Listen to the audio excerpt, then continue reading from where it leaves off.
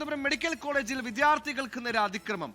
Dialysis technology 4ാം വർഷ വിദ്യാർത്ഥികൾക്ക് നേരെയാണ് അതിക്രമം ഉണ്ടായത്. നൈറ്റ് ഡ്യൂട്ടിക്കിടയിലാണ് ഒരു അജ്ഞാതൻ ആക്രമിച്ചുവെന്ന് വിദ്യാർത്ഥികൾ പരാതിപ്പെട്ടത്. വിദ്യാർത്ഥികൾ മെഡിക്കൽ കോളേജ് പ്രിൻസിപ്പലിന് പരാതി നൽകി. പരാതിയുടെ പകർപ്പ് 24 ലഭിച്ചു. ആദ്യം ഒരു പ്രതികരണത്തിൽ 12 hours ഡ്യൂട്ടി കഴിഞ്ഞ് 5:00-ക്കാണ് ഞങ്ങൾക്ക് കേസ് എല്ലാം കഴിയുന്നത്. അപ്പൊ റെസ്റ്റ് എടുക്കാന്ന് വിചാരിച്ച് ഞങ്ങൾ യൂണിറ്റിന്റെ അകത്തുള്ള റെസ്റ്റിംഗ് റൂമിൽ തന്നെ കിടക്കുമായിരുന്നു.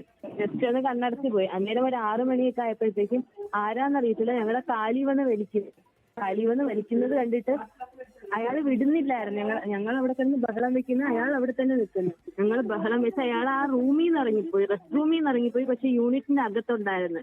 ഞങ്ങളെ ബൈസ്റ്റാൻഡറാന്നും പറഞ്ഞ് ഞങ്ങള് പുറത്ത് നിൽക്കുന്നും പറഞ്ഞ് ഇറങ്ങാൻ നേരം അയാൾ കസേരയൊക്കെ എടുത്ത് ഞങ്ങൾ അടിക്കാനായിട്ട് വന്നു.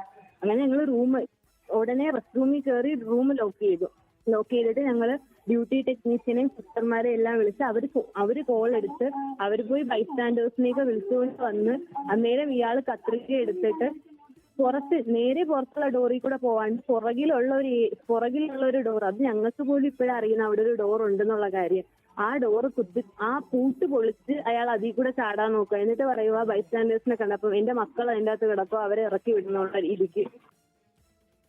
മേഘ്ന മുരളി തിരുവനന്തപുരത്ത് വിശദാംശങ്ങളുമായി ചെയ്തു. മേഘ്ന, ഇന്നലെ ഉണ്ടായ സംഭവമാണെന്ന് മനസ്സിലാക്കുന്നു. പ്രിൻസിപ്പൽ ഒരു പരാതി നൽകിയിട്ടുണ്ട്. അതിനപ്പുറത്തേക്ക് നിയമ നടപടി അനിവാര്യമായ ഒരു കേസാണ്, ഒരു നിയമലംഘനമാണ്, ഒരു കുറ്റകൃത്യമാണ് അവിടെ സംഭവിച്ചിരിക്കുന്നത്. പോലീസ് കേസുകളിലേക്ക് കാര്യങ്ങൾ കടന്നിട്ടുണ്ടോ?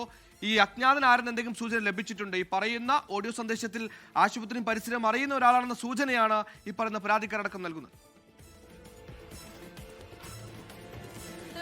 സുഹൈൽ, അതിക്രമത്തിനിരയായിട്ടുള്ള പെൺകുട്ടിയുടെ ഒരു ശബ്ദ സംഭാഷണമാണ് നമ്മളിപ്പോൾ കേട്ടത്. അതിൽ വിദ്യാർത്ഥികൾ പറയുന്നത് 4ലധികം വിദ്യാർത്ഥികൾ ഉണ്ടായിരുന്നു. അവർ ഇന്നലെയാണ് ഈ സംഭവം ഉണ്ടാകുന്നത്. നൈറ്റ് ഡ്യൂട്ടിക്കിടയിൽ ഒരു അജ്ഞാതൻ വിശ്രമമുറിയിലേക്ക് കയറുകയും അവരുടെ കാലിൽ കയറി പിടിക്കുകയും പിന്നീട് അടുത്തുണ്ടായിരുന്ന കത്രികയും അതുപോലെ തന്നെ കസേരയും കൊണ്ട് ആക്രമിച്ചു എന്നുള്ളതാണ് മെഡിക്കൽ കോളേജ് പ്രിൻസിപ്പലിന് കൊടുത്തിട്ടുള്ള ഒരു പരാതിയിൽ പറയുന്നത്. ഗുരുതരമായിട്ടുള്ള ഒരു സുരക്ഷാ വീഴ്ച തിരുവനന്തപുരം മെഡിക്കൽ കോളേജിൽ ഉണ്ടായിട്ടുണ്ട് എന്നുള്ളൊരു വ്യക്തമാക്കുന്ന ഒരു പരാതിയാണ് ഇപ്പോൾ നിലവിൽ പ്രിൻസിപ്പലിന്റെ കയ്യിലുള്ളത്. പക്ഷേ അത് ഇതുവരെ പോലീസിലേക്ക് കൈമാറിയിട്ടില്ല എന്നുള്ളതാണ് മനസ്സിലാക്കുന്നത്. വിദ്യാർത്ഥികൾക്ക് നൽകിയിരിക്കുന്ന ഒരു ഉറപ്പ് എന്ന് പറയുന്നത് ഉടനടി പരിഹാരം ഉണ്ടാക്കാം, ഉടനടി സുരക്ഷാ സംവിധാനങ്ങളിൽ ഒരു വർധന ഉണ്ടാക്കാം. അതിനുശേഷം അത് ഉണ്ടായിട്ടില്ലെങ്കിൽ മാത്രം പോലീസിലേക്ക് പരാതി കൈമാറാമെന്നുള്ളതാണ്. പക്ഷേ അവിടെ ഇന്നലെ നൈറ്റ് ഡ്യൂട്ടിക്കിടെ ഉണ്ടായത് അതീവ ഗുരുതരമായിട്ടുള്ള സംഭവം തന്നെയാണ്.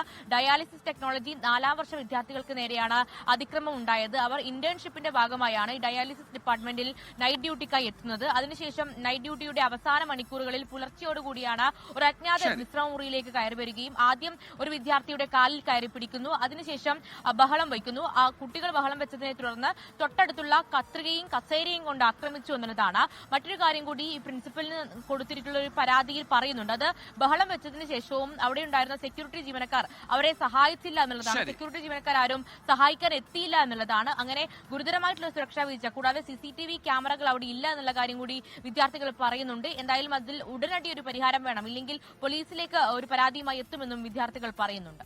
ഇതിനും പോലീസിലേക്ക് പരാതി നൽകേണ്ട ഒരു കുറ്റകൃത്യമാണ് അവിടെ വിസിബിൾ ആയിട്ടുള്ളത്, അവിടെ ഇപ്പോൾ നടന്നിട്ടുള്ളത്. പരാതി പ്രകാരമാണെങ്കിൽ എന്തായാലും ആ തരത്തിലും നടപടികൾ പോകേണ്ടതുണ്ട്. മേഘ്നയാണ് വിശദാംശങ്ങൾ നൽകിയത്. ലോകത്തെവിടെയായാലും ഏത് സമയത്തും 24 വാർത്തകളും ഓഗ്മെന്റഡ് റിയാലിറ്റി പാക്കേജുകളും എക്സ്പ്ലെയിനറുകളും വിശദമായി കാണാൻ ഞങ്ങളുടെ YouTube ചാനൽ നിങ്ങൾക്ക് സബ്സ്ക്രൈബ് ചെയ്യാം.